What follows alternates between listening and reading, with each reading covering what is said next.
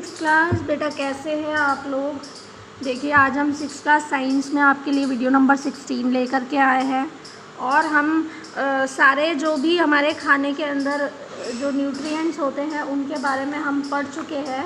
तो आज हमें जो है ना यहाँ पर क्या पढ़ना है, आज हमें पढ़ना है बैलेंस डाइट के बारे में कि जो हम खाना खाते हैं वो किस तरह की डाइट होनी चाहिए जो हमें पूरा पोषण मिले।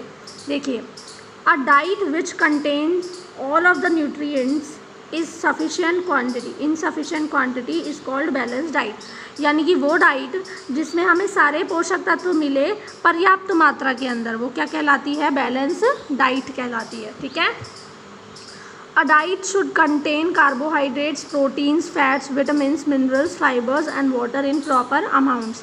यानी कि एक जो डाइट होती है, जो खाना होता है, उसके अंदर प्रॉपर तरीके से carbohydrate, protein, vitamin, fat, fibre, सब कुछ, पानी, सारी मात्रा जो है अच्छी तरीके से काउंटेबल होनी चाहिए, तो वो हमारी बैलेंस डाइट होगी।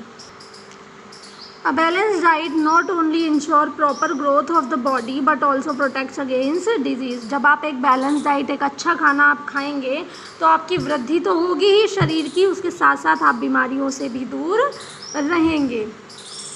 A person's daily diet depends on the age of the person। अब एक इंसान की वो डेली कितना खाना खाए ये उसकी एज पर, उसकी उम्र पर निर्भर करता है। जब हम चाइल्डहुड यानी बचपन में होते हैं तो बोन्स एंड मसल्स ग्रो, तो हमारी हड्डियां और मसल्स बढ़ती हैं। ठीक है। This requires energy as well as body building material. और इस काम में, हड्डियां बढ़ने और मसल्स बढ़ने के काम में बहुत सारी एनर्जी की ज़रूरत होती है।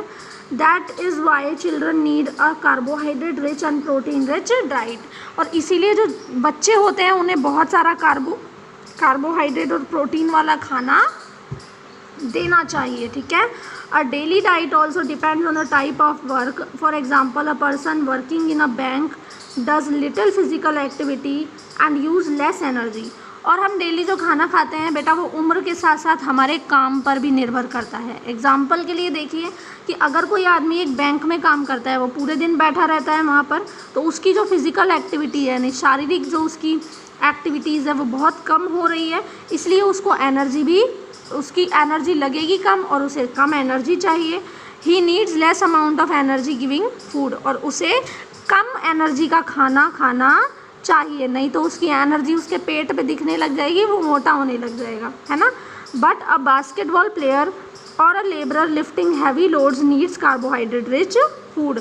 लेकिन जो अगर एक प्लेयर है, बास्केटबॉल खेलता है, या फिर कोई मजदूर है जो बहुत भारी सामान उठाता है, तो वो तो मेहनत ज़्यादा करता है, इसलिए उसे कार्बोहाइड्रेट रिच फूड खाना चाहिए, ज़्यादा से ज़्यादा अच्छा खाना उसे खाना चाहिए, ज़्यादा एनर्जी वाला उसे खाना खाना चाहिए। क्लियर है।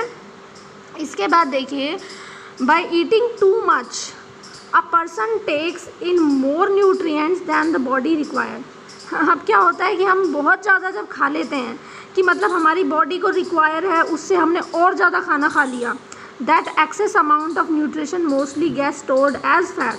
तो अगर हम ज़्यादा खाना खा लेंगे तो ये जो ज़्यादा खाने की मात्रा है ना, एक्सेस अमाउंट है, ठीक है, वो जमा हो जाती है। किस रूप में जमा हो जाती है, फैट यानी वसा के रूप में जमा हो जाती है।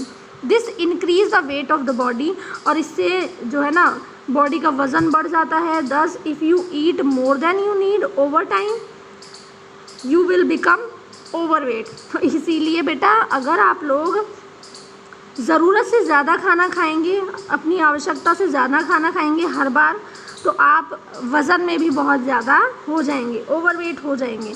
Overweight people are at risk of developing heart disease and diabetes. और जो भारी लोग होते हैं, जो मोटे लोग हो जाते हैं, उनमें बहुत ही रिस्क होता है कि उन्हें दिल की बीमारियां हो जाती हैं या डायबिटीज़ हो जाने की, उनमें ज़्यादा संभावना होती है।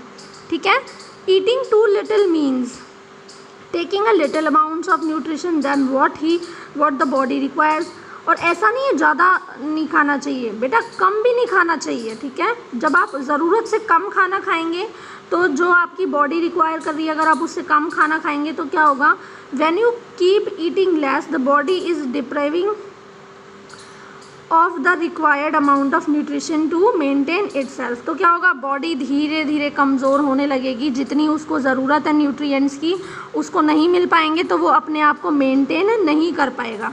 ठीक है। A person who Yeats less for a long time period will be underweight. तो एक इंसान अगर लगातार कम खाना खाता है हर रोज़ तो वो क्या हो जाएगा, अंडरवेट हो जाएगा, यानी कि उसका वज़न कम रह जाएगा, बहुत ही ज़्यादा कम रह जाएगा। ठीक है।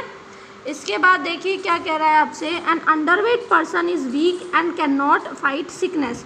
जो एक कम वज़न वाला आदमी होगा वो बहुत ही कमज़ोर होगा और वो कोई भी बीमारी से लड़ नहीं पाएगा।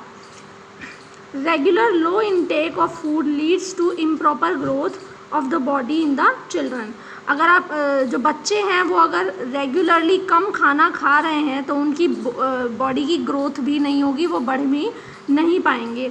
दस बोथ कंडीशंस, ईटिंग मोर और eating less, can harm your health. इसीलिए दोनों ही कंडीशन यानी ज़्यादा खाना या कम खाना दोनों ही हमारी हेल्थ के लिए नुकसानदायक होते हैं। इसलिए जितनी हमारी हेल्थ को जितनी हमें ज़रूरत है हमें उतना ही खाना चाहिए। क्लियर। इसके आगे अगला टॉपिक हमारा रहेगा मेल न्यूट्रिशन, जो कि एक बहुत इम्पॉर्टेंट टॉपिक है, तो इसे हम नेक्स्ट वीडियो के अंदर पढ़ेंगे। तब तक के लिए आप इसे रीड कीजिए, हार्ड वर्ड्स लर्न कीजिए और इसमें छोटे छोटे क्वेश्चंस खुद करने की कोशिश कीजिए। Thank you.